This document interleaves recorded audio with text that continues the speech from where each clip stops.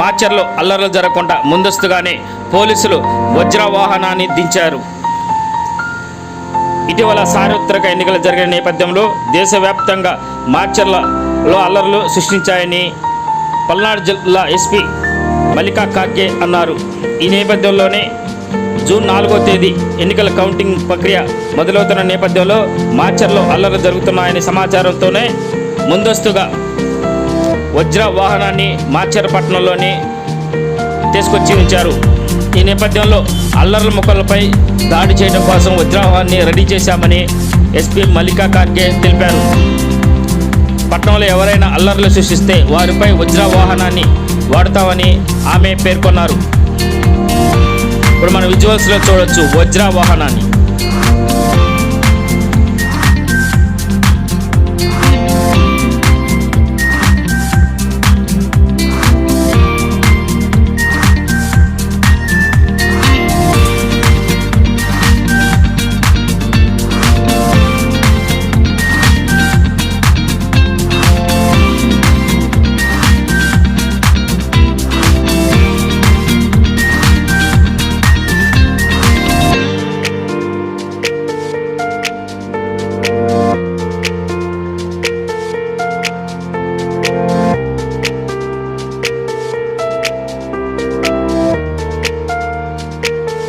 PVR news Telugu ఛానల్లో మీ వ్యాపార ప్రకటనల కోసం సంప్రదించవలసిన ఫోన్ నెంబర్ 6300131741.